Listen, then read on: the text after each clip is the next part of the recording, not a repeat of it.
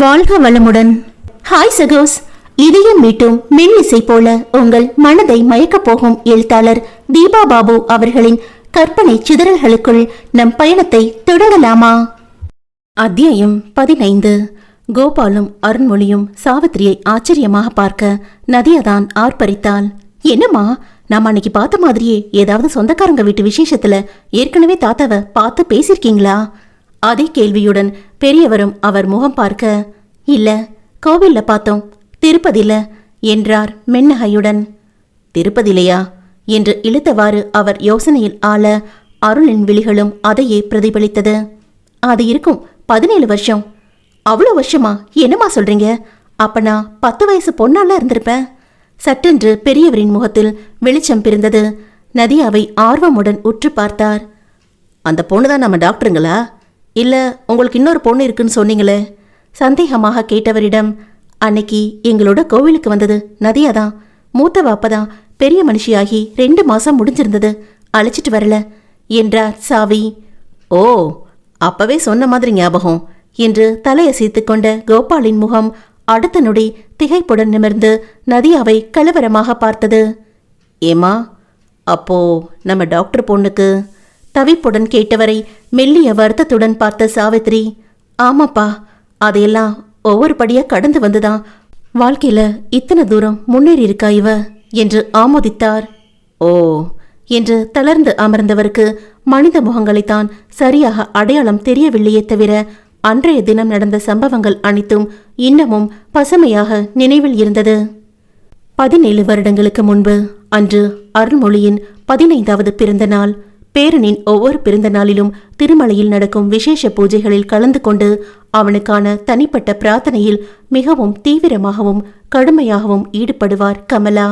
அந்த தாயின் மனதில் தன் பேரனுடைய நிலையை எண்ணி தீராத வடுவாக நெஞ்சில் அழுந்த பதிந்துவிட்ட காயங்கள் என்றும் அத்தனை சுலபத்தில் ஆறக்கூடியது இல்லை.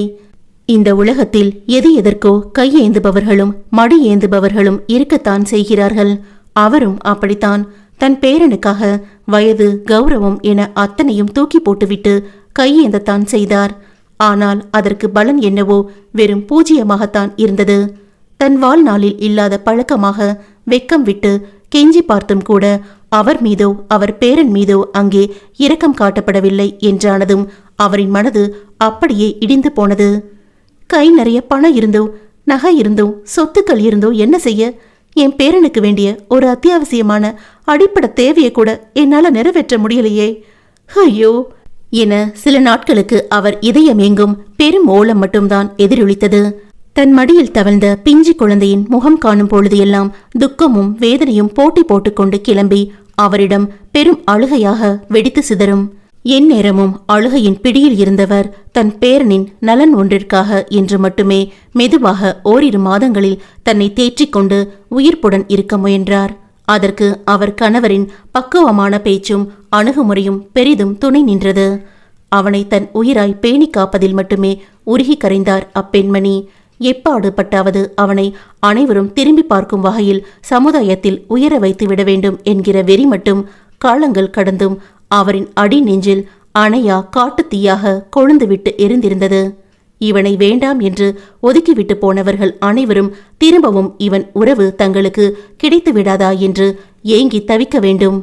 கண்மூடி முணுமுணுவென்று எதையோ முணுமுணுத்த பாட்டியை சன்ன புன்னகையுடன் பார்த்துவிட்டு திரும்பி தன் தாத்தாவை குறும்புடன் பார்த்தான் பேரன். இடம் திருப்பதியில் இலவச தரிசனத்திற்காக பக்தர்கள் காத்திருக்கும் வைகுண்டம் கியூ காம்ப்ளெக்ஸின் ஒரு கம்பார்ட்மெண்ட். சரிடா வர்மா, உனக்கு இப்பவே என்னுடைய மனமார்ந்த வாழ்த்துக்களை நான் சொல்லிக்கிறேன் என்றார் கோபால் தீவிரமாக. தாத்தா என்று சினுங்கினான் அவன். அதெல்லாம் பாரு, உன் பாட்டி வேண்டது நிச்சயம் நடந்துடும்.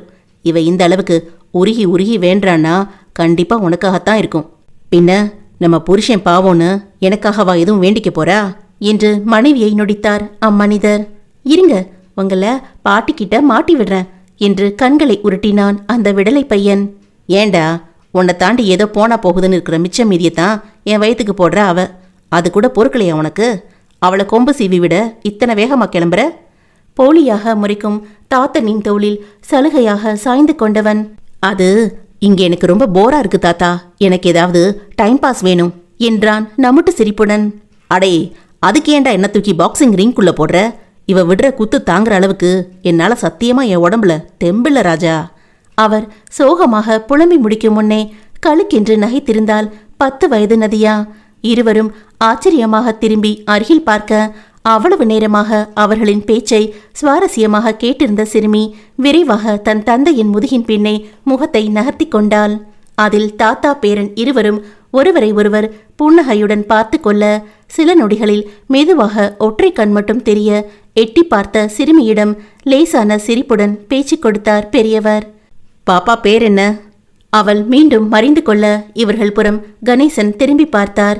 அதைத் தொடர்ந்து சாவித்திரியும் இவர்களை கவனிக்க பொதுவாக பேச்சை துவங்கினார் முதியவர்.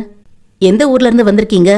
தனது ஊரை சொல்லிவிட்டு பதிலுக்கு இவரிடமும் தன் பதிலை பெற்றுக்கொண்டார் நதியாவை பெற்றவர். புரட்டாசி மாசம் கூட இல்ல, ஆனா தரிசனத்துக்கு 8 மணி நேரமாவது ஆகும்னு பேசிக்கிறாங்க. ஆமா ஆமா ஆகிடும். புரட்டாசியில எல்லாம் 2 நாள் கூட ஆகும். ஓ, நீங்க அடிக்கடி வருவீங்களா? நான் பாப்பாக்கு குழந்தையில மொட்டை போட வந்ததுதான், திரும்பவும் இப்பதான் வரேன். மொட்டை என்றதும் அதுவரை தந்தையின் பக்கமாக இருந்த சிறுமி வேகமாக திரும்பி தன் தாயை பார்த்தாள்.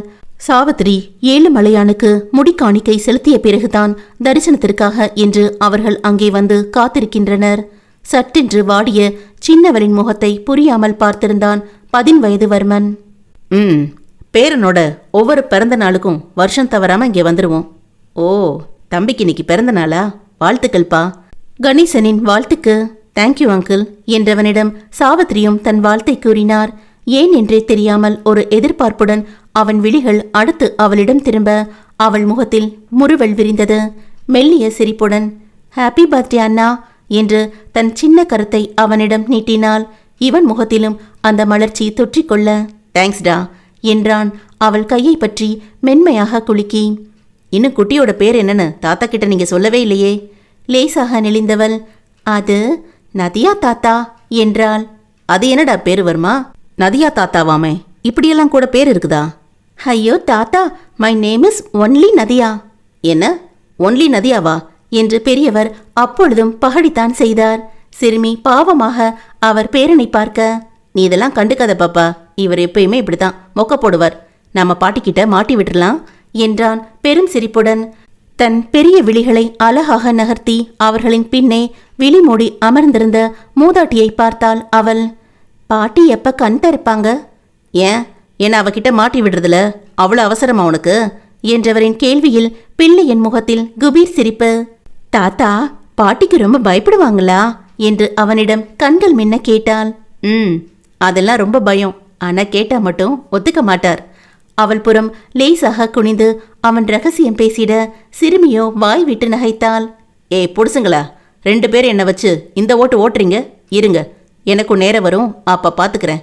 பெரியவரின் மிரட்டலுக்கு சின்னவர்களின் முகம் இன்னமும் தான் மலர்ந்து விரிந்தது. பெண்ணின் மலர்ந்த முகத்தை ஆசையுடன் நிறைவுடன் ரசித்த பெற்றவர்கள் அடுத்து கோபாலிடம் பேசினர். அம்மா இதுவும் பிரார்த்தனையில இருக்காங்களா? ரொம்ப நேரமா கண்மூடி உட்கார்ந்துருக்காங்க. ஆமாம்மா, சும்மாவே பேரனுக்காக விழுந்து விழுந்து சாமி கும்பிடுவா. இன்னைக்கு இவன் பிறந்த நாள் வேற, கேட்கவா வேணும் என்றார் அவர் புன்னகையுடன். அருளின் உதடுகளும் சன்ன முறுவலை சிந்த நதியா யோசனையுடன் அவன் முகத்தை பார்த்தாள். உங்க அப்பா அம்மா வரலையா அண்ணா? சட்டென்று அவள் கேட்டுவிட்ட கேள்வியில் அவன் முகம் அப்படியே மாறிவிட அவசரமாக குறுக்கே வந்தார் முதியவர். இல்லடா கண்ணு, அண்ணாக்கு அப்பா அம்மா இல்ல. ஓ என்றவள் அவனை சோகமாக பார்க்க அவன் அவள் புறம் திரும்பவில்லை. பையனின் இறுகிய முகத்தை கவனித்த சாவித்ரி சூழ்நிலையை சகஜமாக்கும் பொருட்டு, இது என்னப்பா, கோவிலுக்கு நோட்புக் எல்லாம் எடுத்துட்டு வந்திருக்கீங்க என்று அவனை விசாரித்தார். தன் பையை ஒரு பார்வை பார்த்துவிட்டு அவனிடம் விழிகளை உயர்த்தியவன், இங்க வந்தா எப்படி ரொம்ப நேரம் வெயிட் பண்ணணும்னு டைம் பாஸ்க்கு எடுத்துட்டு வந்தேன். தாத்தாவும் நானும் வேர்ட் கேம்ஸ், மேத் கேம்ஸ், ஜிகேன்னு மாத்தி மாத்தி ஏதாவது எழுதி விளையாடுவோம் என்று விவரம் தந்தான். அப்ப நீங்க முன்ன சொன்ன மாதிரி தாத்தாவை மாட்டி விட்டு டைம் பாஸ் பண்ண மாட்டீங்களா என்று குறும்பாக கேட்டாள் சின்னவள். அதில் வர்மனின் முகம் மீண்டும் இலகிவிட, இதுவும் போர் அடிச்சா அடுத்து அதான் நடக்கும் என்றான் புன் சிரிப்புடன். பையனின் முகத்தில் சிரிப்பை பார்த்ததும் தான் பெரியவர்களுக்கு நிம்மதியாக இருந்தது. நாம 2 பேரும் வேர்ட் கேம்ஸ் விளையாடலாமா என ஆர்வமாக கேட்டாள் நதியா. ஓ விளையாடலாமே, என்றவன் ஒத்துக்கொண்டதும் எழுந்து அவன் பக்கத்தில் வந்து அமர்ந்து கொண்டாள் சிறுமி. இருவரும் அதில் மூழ்கி போய்விட மற்றவர்கள் அந்த நேரம் தோன்றிய கதைகளையெல்லாம் பேசத் தொடங்கினர். என்ன, நீங்க தாசில்தாரா இருந்து ரிட்டையர் ஆனவரா? அப்புறம் ஏன் இப்படி வயசான காலத்துல ஃப்ரீ தர்ஷன்ல வந்து கஷ்டப்படுறீங்க? அழகா பணம் கட்டி சீக்கிரமா பார்த்துட்டு கிளம்பியிருக்கலாமே என்றார் கணேசன் ஆச்சரியமாக. இல்லப்பா, இது என் மனைவியோட ஆசை. கடவுளை தரிசிக்க நம்மளை கொஞ்சம் இப்படி வருத்திக்கிறதுல தப்பு இல்லை. ரொம்ப நேரம் அவனோட இடத்துல தங்கி அவனையே நினைச்சிட்டு இருந்து தரிசனம் பண்றதுல ஒரு ஆத்ம திருப்தி கிடைக்கிறதா அவளுக்கு ஒரு நம்பிக்கை. ஓ, சரி சரி என்றவர் ஏற்றுக்கொள்ள சாவித்திரிதான் கணவனை முறைத்திருந்தார். இப்ப ஏமா பாவம் அவரை முறைக்கிறீங்க? பின்ன என்னப்பா, இப்படித்தான் உங்களோட விஷயத்துல நாகரிகம் இல்லாம மூக்க நொழிக்கிறதா என்றார் அதிருப்தியுடன். அட, நாகரிகம் என்னம்மா நாகரிகம்? மனுஷன் மனசுல நினைச்சதை இப்படி பட்டுன்னு வெளிப்படையா கேட்டுட்டாரு, அவ்வளவுதான் என்று அவரை சமாதானம் செய்தார். அப்பொழுதுதான் தனது வேண்டுதலை முடித்துவிட்டு விழிகளை திறந்த கமலாவின் பார்வையில் தங்களுக்குள் எதையோ கலகலத்து சிரித்தபடி நோட்டு புத்தகத்தில் விரல்களை வைத்து விளையாடிக் கொண்டிருந்த பிள்ளைகள் விழுந்தார்கள். அத்தியாயம் 16. கமலி, இவங்க எங்கிருந்து வந்திருக்காங்க தெரியுமா என்று தன் மனைவியிடம் ஆர்வமாக தகவலை பகிர்ந்து கொண்டார் கோபால். மூதாட்டி இன்முகமாக அவர்களிடம் எதையோ விசாரிக்க நதியாவின் பார்வை அவர் மீது விழுந்தது. உங்க பாட்டியும் முழிச்சுக்கிட்டாங்க என்று வர்மனின் காதில் கிசுகிசுத்தாள் அவள். திரும்பி தன் பாட்டியிடம் ஒரு சிரிப்பை உதிர்த்துவிட்டு இவளிடம், ஆமா, அவங்க பிரேயர் முடிஞ்சிருக்கும் என்று கூறினான். இப்படி ரொம்ப நேரமா கண்மூடி சின்சியரா ப்ரே பண்ணா நம்ம வேண்டதெல்லாம் அப்படி நடந்துருமா என சந்தேகம் கேட்டாள். அப்படித்தான் ரொம்ப காலமா பாட்டி நம்புறாங்க. ஏன் நீங்க நம்ப மாட்டீங்களா? அப்படி இல்லடா பாப்பா, எனக்கு அதுக்கான தேவையே இல்லாம பாட்டியே எல்லாம் செய்யறதுனால நான் எதுவும் கண்டுக்கிறது இல்ல என்று தோள்களை குலுக்கினான். ஓ என்று உதடுகளை குவித்தவள், என் அப்பா அம்மாவும் கூட அப்படித்தான். இப்ப என் அம்மா மொட்டை போட்டது கூட எனக்காக வேண்டிக்கிட்டு தான் என்றாள் சோகமாக. சாவித்திரியை ஒரு பார்வை பார்த்தவன், அதுக்கே நீ இவ்வளோ டல்லா இருக்க என்று குழப்பமாக கேட்டான். என் அம்மாவுக்கு எவ்வளோ முடி இருக்கும் தெரியுமா? இப்படி உட்கார்ந்துருக்கும் போது கீழே தரைய தொடும். இப்ப எல்லாத்தையும் வெட்டி மொட்டை போட்டுட்டாங்க. சிறுமியின் கண்ணிரண்டும் கலங்கி நிற்க இவனுக்கு வருத்தமாயிருந்தது. சரி விடு, திரும்ப வளர்ந்துரும் என்று அவள் கையை தட்டி சமாதானப்படுத்தினான் வர்மன். அப்படியா? பழையபடி நீளமா வருமா? வருமே, என்ன ஒரு 5-6 மாசம் ஆகும்னு நினைக்கிறேன் என்றான் அவன் யோசனையாக. டே கண்ணா, பாப்பாக்கு உன் பிறந்த நாள் ஸ்வீட்டு கொடு என்று தன் கையில் இருந்த அசோகா இனிப்பு டப்பாவை பேரனிடம் நீட்டினார் கமலா. புன்னகையுடன் அதை வாங்கி தன் அருகில் இருந்த சின்னவளிடம் அவன் கொடுக்க அவளோ கலக்கத்துடன் தன் பெற்றோரை பார்த்தாள். என்ன பாப்பா பாக்குற, எடுத்துக்கோ. அவள் முகத்தில் இன்னுமுமே தயக்கம் பரவ, அதெல்லாம் அப்பா அம்மா ஒன்னும் சொல்ல மாட்டாங்க கண்ணு, எடுத்துக்கோ என்று அவளிடம் தானும் வற்புறுத்தினார் கமலா. புதிய மனிதர்கள் என்பதால் சிறுமி தயங்குகிறாள் என்று அவர்கள் எண்ணிக்கொண்டனர். சில நொடிகள் செய்வதறியாது கைகளை பிசைந்த சாவித்திரி சற்றென்று அவனிடம் கை நீட்டி, என்கிட்ட கொடுப்பா, நான் கொடுத்துடுறேன் என்றார். முதியவர்கள் ஒன்றும் புரியாமல் அவர்களை பார்க்க வர்மன் குழப்பத்துடன் அந்த இனிப்பு டப்பாவை அவரிடம் கொடுத்தான். அதிலிருந்து ஒரு சின்ன ஸ்பூன் அளவு மட்டும் ஸ்வீட்டை எடுத்து தன் மகளிடம் கொடுத்தவர் தாங்களும் அவ்வாறே எடுத்துக்கொண்டு மீண்டும் அவனிடம் திருப்பி தந்துவிட்டனர். சின்னவனுக்கு என்ன ஏது என்று ஒன்றும் புரியவில்லை என்றாலும் பெரியவர்களுக்கு விஷயம் புரிந்தது. அச்சிறு பெண்ணை பெரிதும் கவலையுடன் ஏறிட்டனர். மகளின் முகத்தை நேருக்கு நேர் பார்க்க முடியாமல் தவித்த சாவித்திரி கண்கள் இரண்டிலும் நீர் பெருகி வழிய அவசரமாக அவளுக்கு மறைத்து திரும்பி அமர்ந்து கொண்டார். கடந்த 1 மாத காலமாக தனக்காக கலங்கி துடிக்கும் பெற்றவர்களின் நிலை புரியாத வயதிலா சிறுமி இருக்கிறாள். லேசாக நாசி விடைக்க தானும் கரகரவென்று கண்ணீரை இறக்கினாள் அவள். கணேசன்தான், சாவி கொஞ்சம் அமைதியாரு, பாப்பாவும் அலறப்பாரு என்று தன் துக்கத்தை விழுங்கி மனைவியை அதட்டிவிட்டு மகளை தன் கைவளவுக்குள் இழுத்து கொண்டார். அவர் தோளில் முகம் புதைத்து அவள் விசும்பி எழ பார்த்திருந்த மூவரின் நெஞ்சமும் கலங்கி போனது. மகளின் அழுகையில் தன்னை சுதாரித்துக் கொண்ட சாவித்திரி அவசரமாக அவளிடம் திரும்பி தன்னோடு சேர்த்து அணைத்து கொண்டார். நதிமா, சாரிடா, அம்மா அழல பாரு, பாப்பாவும் அழக்கூடாது என்று அவள் உச்சியில் முத்தமிட்டு முதுகை வருடி கொடுத்தார். அவள் மெல்ல மெல்ல அமைதியாகி தாயின் அணைப்பில் லேசாக விம்மிக் கொண்டு மட்டும் இருக்க கமலா ஒரு முடிவோடு தன் பேரனிடம் பேசினார். டே ராஜா, ரொம்ப நேரமா ஒரே இடத்துல உட்கார்ந்துருக்கிறது பாட்டிக்கு கஷ்டமா இருக்கு. கொஞ்சம் காத்தாட அப்படி ஹாலுக்கு முன்னாடி நடக்கலாம் வா என்று எழுந்தார். அவனோ தன் அன்னையிடம் ஒண்டி இருந்தவளை விசனத்துடன் பார்த்தபடி எழுந்து நிற்க, பாப்பாவையும் என் கூட அனுப்புங்களேன், அவளுக்கும் இப்படி உட்கார்ந்து இருக்கிறது கஷ்டமா இருக்கும்ல என்று சாவித்திரியை அர்த்தமாக பார்த்தார் கமலா. அவருக்கு அது புரிந்தாலும் லேசான தயக்கம் காட்ட கணேசன் மகளின் மனதை இயல்புக்கு மீட்க அவர்களுடன் அனுப்ப முடிவு செய்தார். குட்டிமா, இந்த அண்ணா பாட்டியோட கொஞ்சம் வெளியில நடந்துட்டு வரியா? முகம் எங்கும் கண்ணீர் தடத்துடன் தலை நிமிர்த்திய நதியா அவர்களை பார்க்க, வர்மன் வேகமாக அவளிடம் கை நீட்டினான். திரும்பி தன் பெற்றோரை ஒருமுறை பார்த்துவிட்டு அவன் கரத்தை பற்றி கொண்டு எழுந்தாள் அவள். முகம் மலர்ந்தவன் அவள் கரத்தை கெட்டியாக பிடித்தவாறு அங்கிருந்த படிகளை ஒவ்வொன்றாக கடந்து தன் பாட்டியோடு அந்த பெரிய அறையை விட்டு வெளியேறினான். புது இடம் என்பதால் சற்று கவனம் மாற சுற்றுப்புறத்தை விழிகளால் அலசியவாறு அவனுடன் அமைதியாக நடந்தாள் சிறுமி. இவர்களைப் போலவே அங்கே வந்த மனிதர்களால் அந்த வராண்டாவிலும் கணிசமான நடமாட்டம் இருந்தது. கொஞ்ச நேரம் இங்கே நடக்கலாமா, இல்ல உட்கார்ந்து வேடிக்கை பார்க்கலாமா? வர்மனின் கேள்வியில் நிமிர்ந்து அவன் முகம் பார்த்தவள், நடக்கலாம் என்றாள் மெதுவாக. நீங்க என்ன பண்றீங்க பாட்டி? உங்களுக்கு மூட்டு வலி எப்படி இருக்கு? வேகமாக திரும்பி கமலாவை பார்த்தவள், பாட்டிக்கு கால் வலி இருக்கா? அப்ப நம்ம உட்காரலாம் என்றாள் அவசரமாக. லேசாக சிரித்தவர், அடியே ராஜாத்தி, எனக்கு கால் வலி இப்ப பரவாயில்லடி தங்கம் என்று தன் கைகளால் அவள் முகம் வலித்து நெட்டி முறித்தார். சிறுமி மெதுவாய் முறுவலிக்க, கொஞ்ச நேரத்துல இந்த அழகு முகம் அப்படியே செவந்து போச்சே என்றபடி தன் புடவை தலைப்பால் அவளின் கண்ண கதுப்பில் காய்ந்திருந்த கண்ணீர் தடத்தை மென்மையாக துடைத்தார் அவர். பிள்ளையின் முகம் மீண்டும் இருண்டுவிட சோர்வுடன் இமைகளை தாழ்த்தி கொண்டாள். அதை கண்ட வர்மன், வா நம்ம நடந்துட்டே வேர்ட் கேம் விளையாடலாம் என்று அவளை தன்னுடன் இழுத்தவாறு நடக்க ஆரம்பித்தான். என்ன நடந்துட்டே வா? எப்படி? நோட்டை எடுத்துட்டு வரலையே? வாயில வட சுட நோட் எதுக்கு? என அவள் மழங்க விழிக்க கீழுதட்டை கடித்து சிரித்தவன், அடி மண்டு, இந்த கேம்ல நான் ஸ்டார்டிங் லெட்டர் மட்டும் சொல்லுவேன், நீ ஒரு வேர்ட் கண்டுபிடிக்கணும், அடுத்து நான் கண்டுபிடிப்பேன், அப்படி அந்த லெட்டர்ல எத்தனை வேர்ட்ஸ் வருதுன்னு பார்க்கலாம் என்றான். பளிர் என்று சிரித்தவள், சூப்பரா இருக்கு, ஆனா பாட்டி என்ன பண்ணுவாங்க? அவங்களுக்கும் தாத்தா போல விளையாட தெரியுமா என்று விசாரித்தாள். நானெல்லாம் உங்க தாத்தா அளவுக்கு படிக்கல, தமிழ்னா வேணா வருவேன். சரி, அப்ப நம்ம தமிழ்ல விளையாடலாம். உடன் இருப்பவர்கள் மீது அவள் எடுத்துக்கொள்ளும் அக்கறை பாட்டி பேரன் இருவரின் மனதையும் கவர்ந்தெழுத்தது.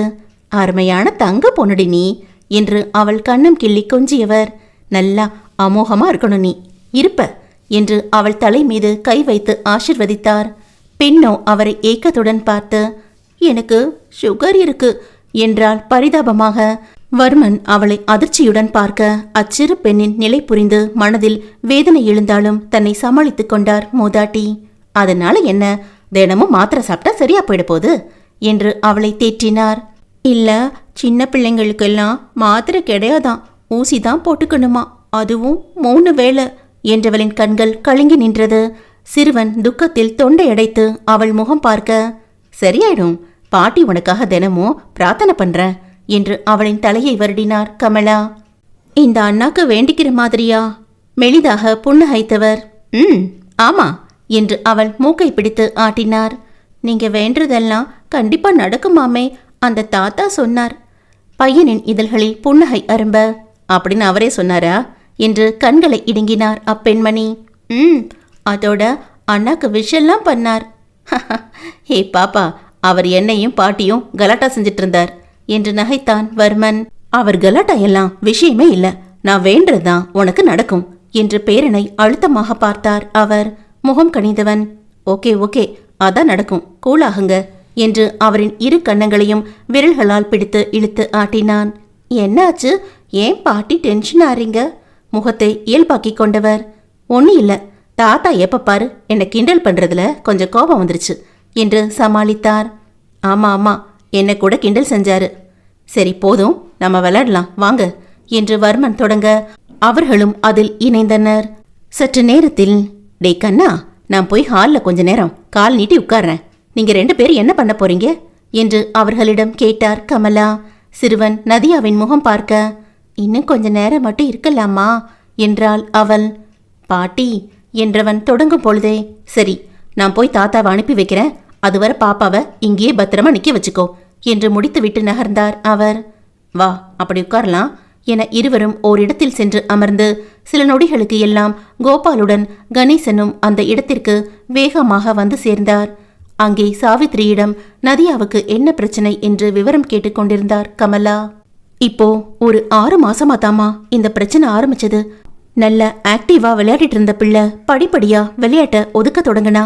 கேட்டா போங்கம்மா, டயர்டா இருக்கு, நான் டிவி பாக்குறேன்னு உட்காந்துக்குவா.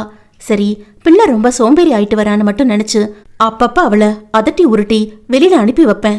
அப்புறம் அடிக்கடி பசியும் எடுத்துச்சு அவளுக்கு. வீட்டுல இருந்தானா 1 மணி நேரத்துக்கு ஒரு தடவைன்னு எதையாவது சாப்பிட்டுட்டே இருப்பா. இப்படி மாடு மாதிரி அசை போட்டுட்டே இருந்தேனா நல்லா உடம்பு வைக்க போகுது பாருன்னு திட்டுவேன். ஆனா அவ எவ்வளவு சாப்பிட்டாலும் ஒல்லியாவே தான் இருந்தா. சாப்பிடுறதெல்லாம் உடம்புல ஒட்டாம அப்படியே எங்க தாண்டி போகுதுன்னு குழந்தைய கிண்டல் கூட செஞ்சிருக்கேன் என்றவரின் கண்கள் நீரால் நிறைந்தது. பெருசா வேற எந்த தொந்தரவும் இல்லாததால எங்களுக்கு சந்தேகம் எதுவும் வரல. உள்ளுக்குள்ளேயே பிள்ளையாது அரிச்சிட்டு இருந்திருக்கு. நாளாக நாளாக சோர்வுங்கிறது மாறி லேசா தலை சுத்தல் ஆரம்பிச்சது. நேரம் கெட்ட நேரத்துல படுத்து தூங்க ஆரம்பிச்சா. ஸ்கூல்லேயே அடிக்கடி தூங்கி வெளியிறான்னு எங்களுக்கு கம்ப்ளைண்ட் வந்துச்சு. ரொம்ப அருமையா படிக்கிற பொண்ணு இல்லைனாலும் மோசம்னு சொல்ல முடியாத அளவுக்கு ஓரளவு நல்லா படிப்பா. என்ன இது கொழுப்போன்னு வந்து அவளை உட்கார வச்சு பேசினா குழந்தைக்கு தன்னுடைய பிரச்சனைய என்னன்னு சரியா சொல்ல தெரியல. தூக்கம் வருதுன்னு மட்டும்தான் திரும்ப திரும்ப சொன்னா. அது தலை சுத்தல்னு கூட அவளுக்கு புரியல. ஏதோ கெரக்கமா மட்டும் தெரிஞ்சிருக்கும் போல இருக்கு. சரி, எதுக்கும் ஒரு தடவை டாக்டரை பார்த்துருவோன்னு பக்கத்துல இருக்கிற கிளினிக் போனோம். உடம்புல போதுமான சத்து இல்லாத காரணமா கூட இப்படி ஆகும்னு சொல்லி அதுக்கு வைட்டமின் மாத்திரை எழுதி கொடுத்தாங்க. 1 மாசம் அதை எடுத்துக்கிட்டும் பிள்ளை இன்னும் சோர்ந்து போக ஆரம்பிக்கவும் தான் பயம் வந்து ஸ்பெஷலிஸ்ட் கிட்ட காமிச்சோம். என் பிள்ளைக்கு எதுவும் சீரியஸான ஹெல்த் இஷ்யூ இருக்கக்கூடாதுன்னு. அந்த நேரம் நான் வேண்டாத தெய்வம் இல்ல. உயிருக்கெல்லாம் ஆபத்துன்னு வேற ஏதாவது சொல்லிடுவாங்களோ அப்படின்னு மனசு கண்டபடி அழப்பாஞ்சது, பதறிச்சு என்று தன் நெஞ்சை அழுத்தி கொண்டவரின் முகத்தில் அத்தனை வேதனை. ஆறுதலாக அவர் கரம் பற்றி கொண்ட கமலா, சரி மனசு தேத்திக்கமா, என்ன பண்றது, இந்த அளவுக்கு உன் பிள்ளையோட ஆரோக்கியமான வாழ்க்கை இனி உன் கையில. நீ அவளை பத்திரமா பாத்துக்கிறதுல தான் இருக்கு.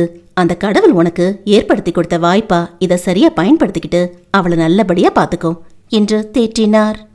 நட்புகள் எல்லாரும் மறக்காம நம்ம சேனலை சப்ஸ்கிரைப் பண்ணுங்க, கதையை கேளுங்க, லைக் பண்ணுங்க, கமெண்ட் பண்ணுங்க, பிடிச்சவங்க ஷேர் பண்ணுங்க. நன்றி.